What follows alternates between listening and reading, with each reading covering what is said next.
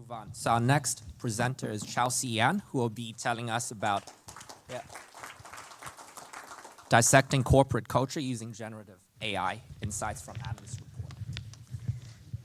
So hello everyone. Then I'm going to talk about whether analysts have an edge on information processing.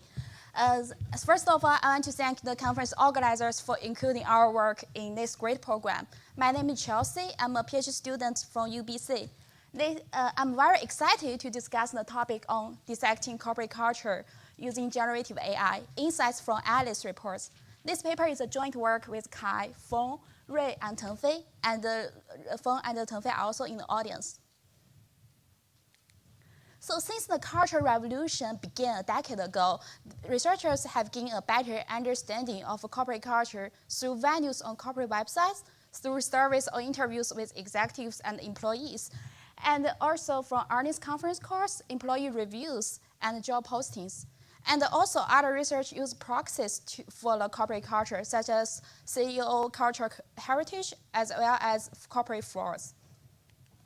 And however, there remain some unanswered questions.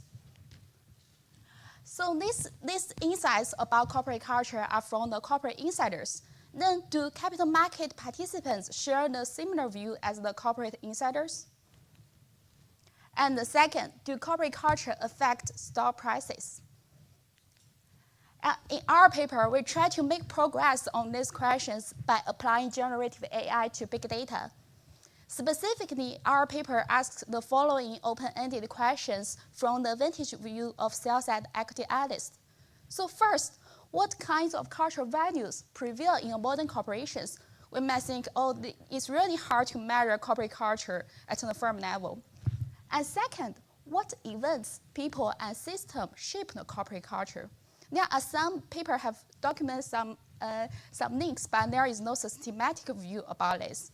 And the third, how does a cultural value affect different business outcomes? And last, we also do some price implication of our corporate finance studies. So we link the corporate culture to the stock price formation. We expect to make contributions in the following literature. First, in the corporate culture literature, our study provides the new insights from the vantage view of the information intermediaries in the capital market, equity analysts.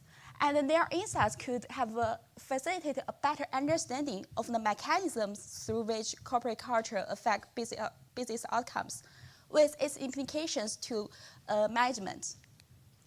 Second, our paper differs from the current research in generative AI in the sense that we combine the generative AI with some smaller large language models like BERT and use them as reasoning agent to extract the cause-effect information, other than do the prediction task and the classification task. And we also demonstrate its effectiveness in our paper. And lastly, our study also adds to the literature on equity analysis, especially to the strength that by applying the large language models to research reports to get insights into analyst information discovery and interpretation role. Specifically, our findings suggest that being able to understand intangibles such as corporate culture can improve the information process ability of analysts. Then, why are equity analysts expected to know about corporate culture? Sell-side equity analysts are known for their information processing, producing, and disseminating role in capital markets. And to do their job well, analysts acquire in-depth information of firms they cover from informal channels like earnings conference calls. And there are more studies suggest that the informal channels are more important, such as conducting site visits, have direct connection with top management.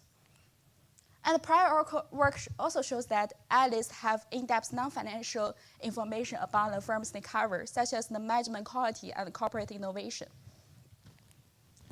And in this paper, to answer our research question, the task is to extract culture-related cause-effect relation in analyst reports. To give a sense of the analyst reports, on average, analyst reports have 10 pages, about 17 sentences. Then, in these analyst reports, we want to get what is the culture type and the cause and the effect of the corporate culture. Here are two examples. So let's read this example as RA and to see what's the information we can extract from this example.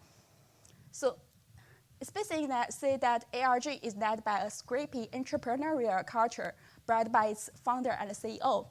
Then the culture type in this prompt is entrepreneurial culture, and the course of this culture is founders and CEO. Then let's look at another example.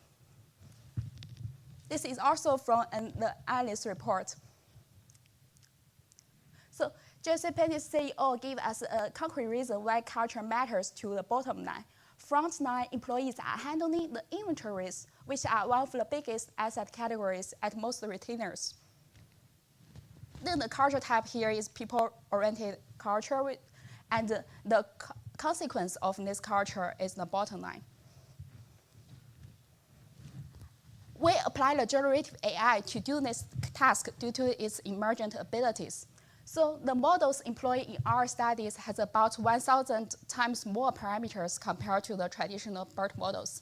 So this enables the ChatGPT model to perform the tasks like comprehending and abstracting complex information from Analyst Reports. And to give more concrete reasons, two elements of these emergent abilities are zero-shot and few-shot learnings. So this means that the ChatGPT can perform the tasks on which they have not been explicitly trained on, and on which they only have access to very limited data. So, and then this provides a roadmap of applying generative AI to extract the information. The highlight here is that we combine the generative AI tools with its limitations such as cost, speed, context length limitations, as well as hallucinations and look-ahead bias, with smaller LLMs to effectively filter culture-related segments. And we ask the ChatGPT to extract the following information, like cause-effect relation, tone, and the reasons why analysts ask the ChatGPT, or why analysts discuss corporate culture, so that we know how ChatGPT makes this reasoning. And this figure shows a bird view of our cause-effect knowledge graph. And the width and the height of each entity represents the segments that represent the relevant segments. So we can say the top three courses of corporate culture are business strategy, strategic transformation, and management teams. And top three culture types are customer-oriented, innovation, and adaptability. And top three consequences are market share and growth and profitability and employee satisfaction. Due to the interest of time, I cannot go to the details, but if we look at the detail, if we look at one specific type of corporate culture, we can think these predictions are consistent with our priors. Then we apply these culture measures into empirical studies. So our sample consists about 28,000 firm-year observations covering the S&P 1500 firms in the last 20 years. And our key measures, we use three key measures of corporate culture. The first is culture discussion, which is a dummy variable if a culture is discussed in Analyst Reports.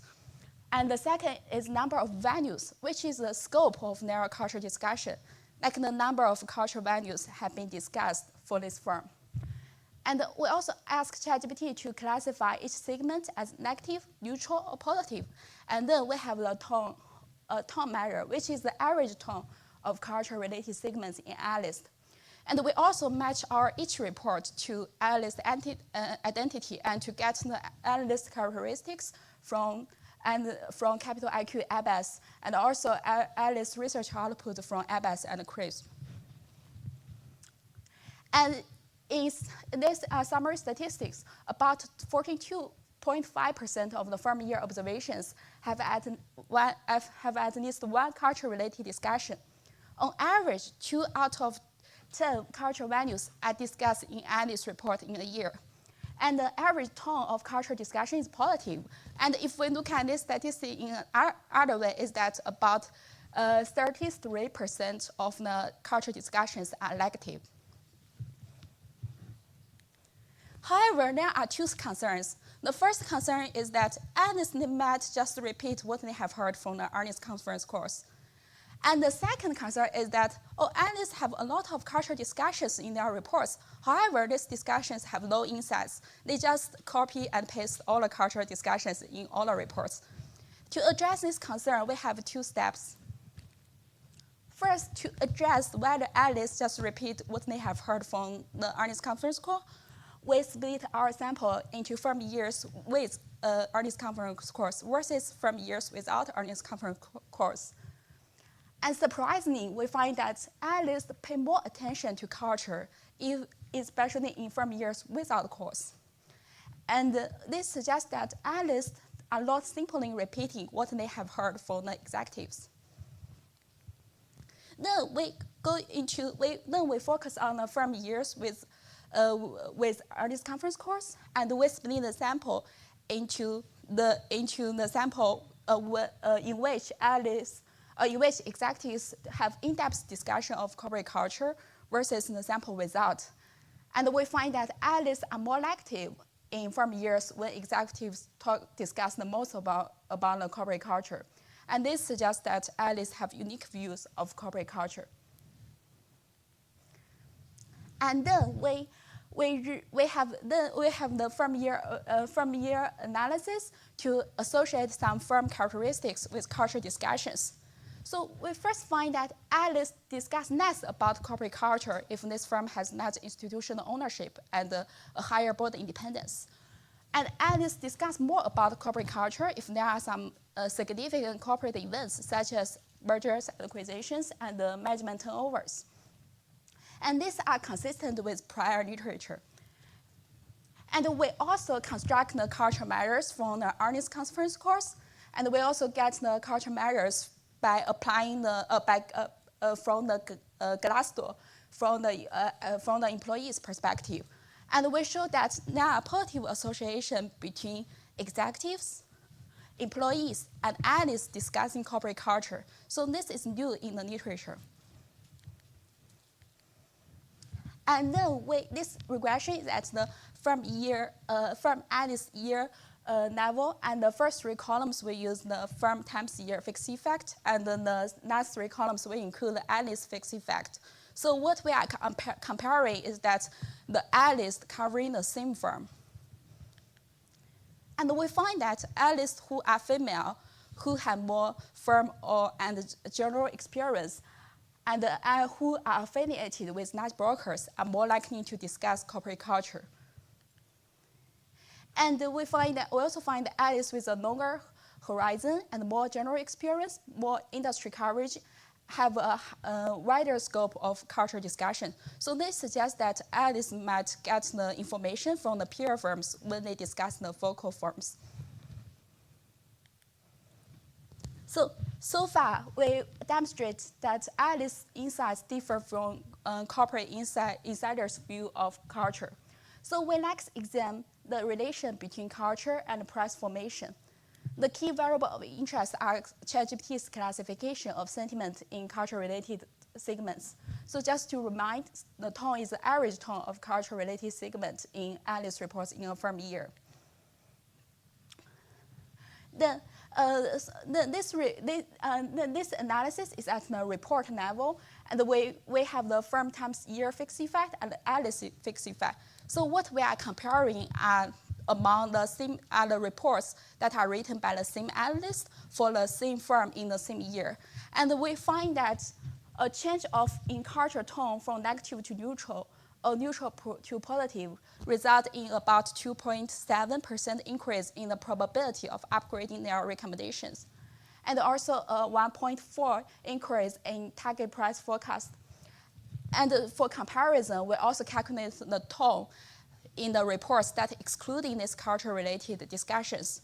And we find that the rest of the report, and we find that a change in tone results in about 7.8% increase in the probability of upgrading recommendations, and a 5.8% percentage increase in the target price forecast. Then to examine whether the wider stock market react to the information in the analyst reports, we regress the we regress the announcement return stock market reaction on the tone and we find that a change in tone from negative to neutral results in addition 3-day abnormal return of 30 basis points around the report day. This corresponds to 88 million increase in the market value for an average firm in our sample. And just to conclude, by applying generative AI to Minions report, we find that analysts' views of corporate culture differ from the corporate insiders' view. And analysts' view of corporate culture are directly reflected in their fundamental research output, store recommendations, and target price, and also indirectly via the price reactions to the release of their reports. And our study also offers new evidence on how analysts view different factors, different roles corporate culture can play, and different factors that corporate culture can impact with its implication for asset prices. And our paper also highlights the potential of applying generative AI in the information extraction task and offers a roadmap of applying generative AI to finance and accounting research. Thank you. I'm looking forward to the discussion. The discussant is Francesco D'Acunto.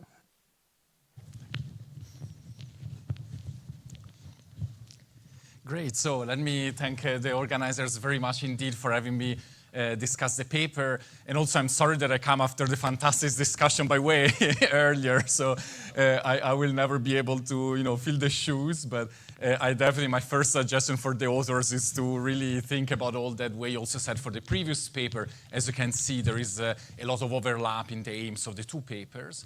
So I always like to first summarize the paper with a picture. This time it's not a picture about the results, but it's a picture about the methodology, which is one that we also saw in the presentation. So the authors basically are suggesting let's use ChatGPT to perform a set of different tasks that normally we would be willing to perform when analyzing text information. And so I will argue also later that the paper currently, the draft, spends quite some time to discuss and validate every single step of what we see here in the picture. I think most of that is not necessarily useful in the sense that we can do all that also in other ways.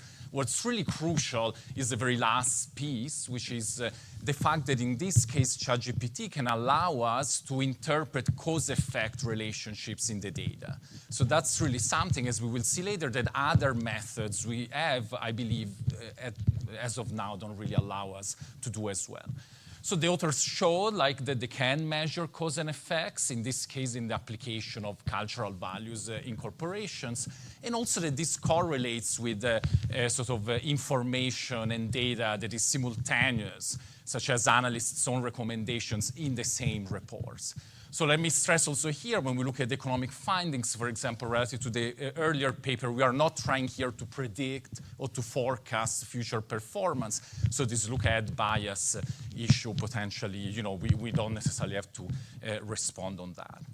So in terms of my comments, then, I will first start with thinking about the contribution in itself, because as Wei was saying before, I think whenever we see these papers on ChatGPT, the point is always what is really the contribution? What are we learning here?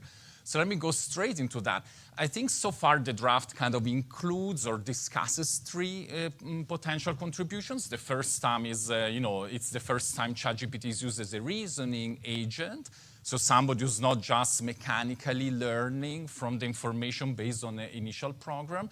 It's being used for a set of tasks, chunking, filtering different segments, measuring the tone of different segments of text, and so on and so forth, and then finally to measure those cause effects. Now, as I was alluding to also at the very beginning, I'm not completely sure that all the first list of things is something that where I would focus a contribution. So we have been using reasoning agents looking at text since when text existed. It's humans. And humans can reason and can provide us some reasoning out of those texts. That's also why, in fact, you yourself provide us evidence to validate your measures, having also individuals going over them and showing us that the results are quite similar. Analyzing tone, chunking, filtering, again, that's things you can do in many ways with sort of other types of even non-generative forms of textual analysis. So really the contribution, I think methodologically, if we want to push for the contribution, needs to be there. So this relationship between causes and effects in dimensions that otherwise we can't get very easily. And so that's where, I would push the authors, if we want to push for that methodological contribution, to sort of then provide us some comparison, some assessment of how does using ChatGPT for that specific role compare to what is the workhorse of what literature across several fields has been using so far to detect cause-effect relationships in the data, which is directed acyclic graphs. So what's the idea of directed acyclic graphs? They started actually in other fields, not economics, but it's very similar to using some kind of text analysis to identify crucial factors that are kind of related to each other, and then for each of them providing only one possibility of a causal direction that links the two factors. Now, in economics and finance, most recently, actually, they've been used to try to understand, for example, how different types of agents think about the relationship between macroeconomic variables. Now, in particular, we have had, obviously, this situation with extremely high inflation, very skyrocketing inflation after COVID-19. How do experts and individuals, households think, for example, about that? So I'm showing you an application of this technique by Peter Andre and others, in a recent forthcoming paper in Ristad. And I chose these examples. If you have time to read them, unfortunately, we don't have time to go through them because, we can see in terms of the experts, the first one is really kind of a reborn Milton Friedman, if you want. We only have inflation because the Fed is printing money. In terms of households, we really see narratives very similar to, I guess, what we will see through the presidential election soon. The second narrative here is this kind of greed of corporation story. Inflation is due to the fact that corporations are increasing prices for no reason. And the third one is some kind of, I don't know, I would suggest maybe Trump campaign story, like it's the fault of President Biden, and given that we don't trust him, that's why inflation is going up. So you can see, how does then the procedure work? Indeed, it identifies crucial sort of elements, themes that are related to each other, and imposes that the direction of causation goes in one version only. Now, I would like, potentially, again, if you want to push this contribution, which I believe is important, because of course we care about cause-effect relationships in any economic outcome, to do it in that way. Now, in terms of the contribution for the kind of economic content, if you want, so what is the economics contribution? We are not in an operations conference, so it's not necessarily just about efficiency here. Obviously, the open question in this literature is, do values, does culture affect economic outcomes? And so far, the research, has been actually quite lukewarm in that respect, in the sense that, for example, we know that according to even just looking at correlations, stated values by corporations are not highly correlated with outcomes of those firms, from the work by Guizo, Sapienza, Zingales, and many others. We know that values recognized by workers do correlate with a bit with outcomes from, for example, work by Alex Edmonds and others, and so on. I think, in that sense, this paper shows us that the values that analysts, so external assessors of the firm recognize, seem to be correlated, at least, with their own views that then percolate into reactions by investors in the stock market. I think the point here to pin down that contribution, though, really is if we compare this paper to the rest of the literature, are we really measuring the same thing? So when we talk about corporate values, what are we really measuring here? And is it the same as we had before? And this brings me to my second kind of area of comments. So are we measuring culture here? Well, of course, if we want to measure something, we need first to define it. And unfortunately, it's very hard to define culture. Now, the working kind of definition that we have used in the literature from the original paper by O'Reilly and Chapman in '96 is that culture is a set of norms and values that are widely shared and strongly held throughout an organization. Very nice definition, very hard to measure, to provide as a measure in practice. And so, for example, when I look at what the authors did in the paper, I think is very meaningful. Let's actually build on previous research, not necessarily taking off the shelf the cultural values, so they also add something more, but also something consistent with what previous people did. Now, one of the issues is that the previous literature was looking mostly at the information coming from workers' reviews of their own company. So, for example, if I think about the cultural value that the authors also have here, which is innovation, what do workers mean when they talk about values related to innovation? Well, they mean a culture of kind of leadership that is very clear within the firm, sort of creativity in the ways in which relationship among teams within the firm are managed, and so on and so forth. Now, what's the issue here is that then when we move to analysts, and analysts talk about innovation in their report, often they will talk about actual operational issues. So this company introduced innovation because they introduced a new product, for example. There is a technology that this company is introducing in their production function that actually allowed them to increase their sales, for example. So we're really conflating operations and values and what we meant by culture before. So I didn't know, couldn't find much about the data, but then I digged into the appendix a bit, and so I found some plots about like, what is the data set we have in here? So here, what we are seeing is that what is the number of culture-related segments in analyst reports that actually entered the sample here across the industries. So I was really intrigued by seeing that actually the vast majority of those are from finance, for whatever reason, which is also an industry normally in corporate finance we don't even like to study. We exclude, as you know, from our sort of analysis because of specifics about their accounting and so on and so forth. And there is huge variation across the industries. So the question is, what are the values that are associated with those industries? What are we measuring here? So I wanted to focus just for the case of the discussion on the most sort of represented industries, which is basically the most of the sample we have here in the paper. So finance, business equipment, manufacturing, shops.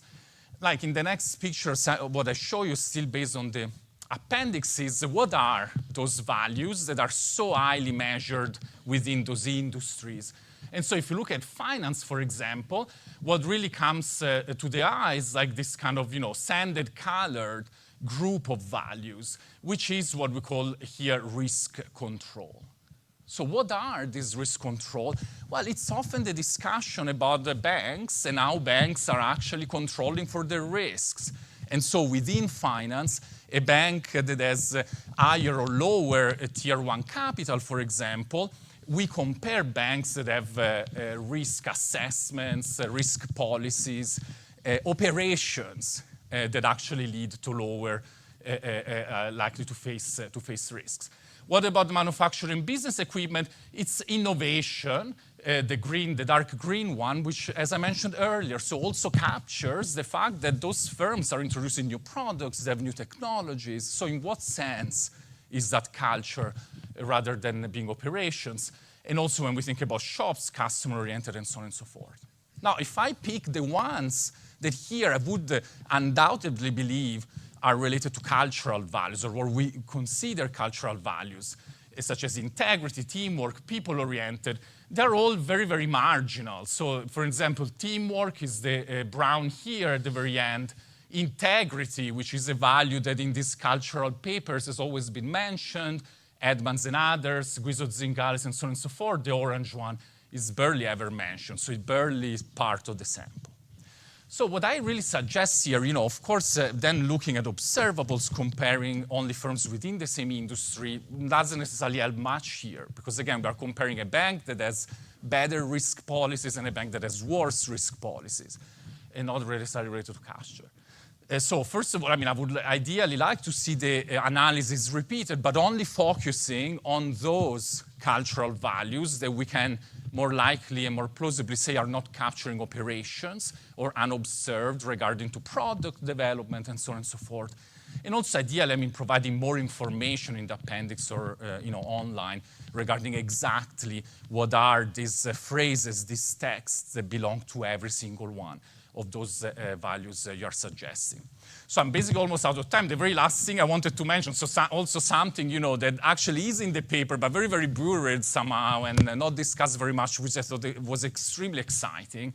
So for example, here, the authors, what we are showing in this heat map is what is the frequency of, on average, analysts discussing cultural values over time from 2000 to 2020, and also across like their reports, from the beginning of the report until the very end of the report, where less relevant information we think probably should happen. And so what's really interesting here is that there is a clear kind of time and state-dependent variation. So during periods of crisis, like the 2008-2009 crisis, suddenly nobody talks about culture anymore. It seems to become only important in times in which probably, I don't know, there's not much else to say, times in which maybe having a better culture really brings you ahead because everybody else is doing well.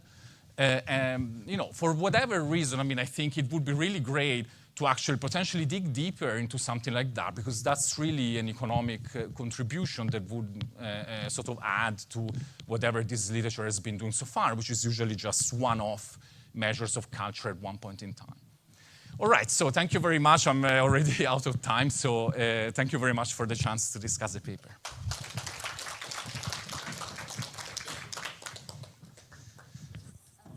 Thank you, Francesco, for very excellent suggestions. Just to address all the points are well taken, and just to address some points. So I think one question is on the conceptual framework. One question is about why analysts, what's the unique view analysts could have relative to executives and the values on the corporate website, because they have shown there is no correlation between values and the stock price. We think this is because analysts they have the value relevant information, and when they produce the analyst reports, they go into the website and they also read the employees' reviews. They might also survey the employee reviews, and they've also surveyed the employees, and then they get the most relevant information and in their analyst report. So that's why we think this is a bit different. And the second is about our methodology. What's our age compared to the direct causal reasoning? I think this depends on our nature of this research question.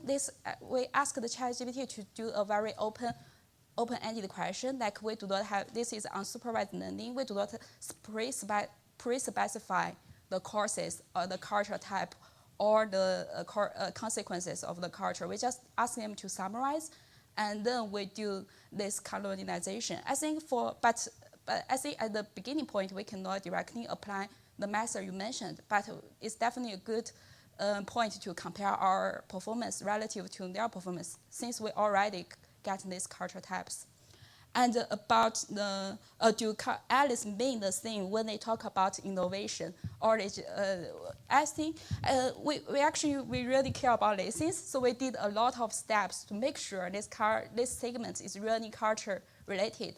To do that, we do some word ambiguity discrimination, that we ask the ChatGPT. We ask ChatGPT to distinguish whether this segment is about organizational culture, or it's about like general the other things, or it's about like the national culture, and we just include the organizational culture, and and we will think more about like the time varied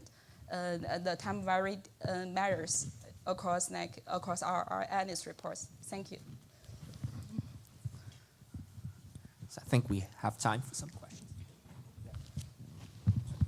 Thank you, Francesco. Perhaps I could add a couple of points on DAG and how we conduct analysis.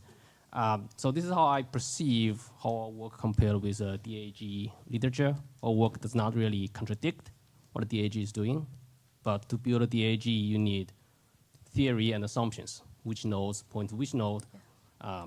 In our work, I think we can use ChatGPT to summarize vast amount of evidence written by analysts in terms of what is the reasonable way to build a DAG, like which nodes are confounders, which nodes are colliders, and these kind of prior knowledge, you need those to build a DAG model. So that's how I perceive our contribution. And to your point about starting with an existing taxonomy of different cultural values, We did not do that because it is a deliberate choice, right? Because nobody has studied systematically how analysts write about culture. So without us using ChatGPT, sifting through all of the analyst report, nobody would have known that innovation culture is one of the top values that analysts mention. And when analysts explicitly say that this firm has an innovative culture, it's really hard for us to rule it out. Right? So all other points are well taken. Thank you so much.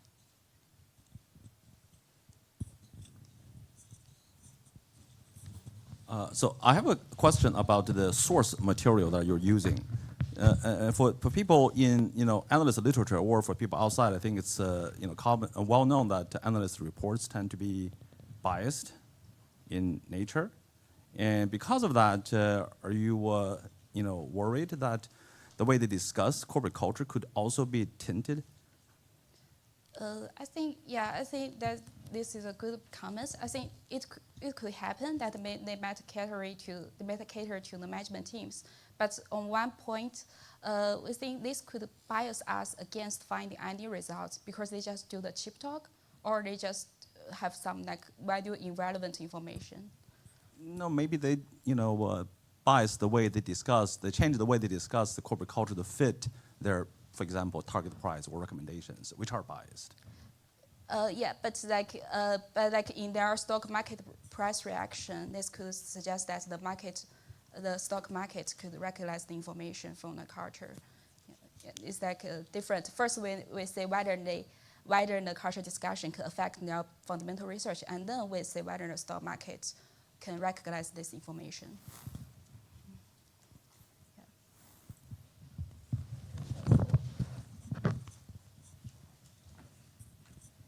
My comment is not about your particular paper. So I just received the review paper from the previous discussant, Wei Jiang. Wei Jiang wrote a literature review on how does data technology affect corporate governance studies. I've read the first probably 10 pages. I'm not done yet.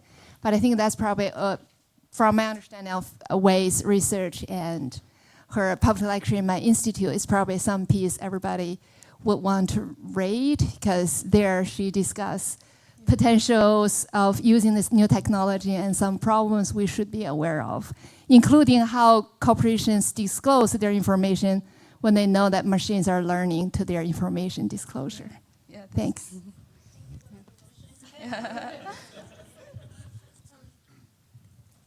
I would like to respond to one point. Why finance sector has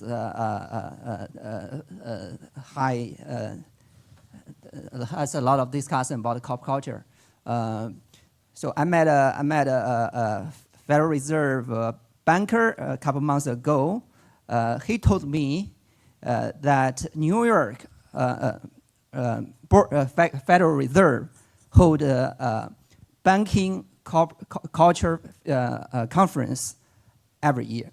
So that's say something. They really care about risk control culture in banking sector. And to face the points in terms of analysts is biased or not, we don't really take on that because we find that analyst cultural discussion has no significant association with analyst earnings forecast accuracy, but also just affect their recommendation and target price is kind of a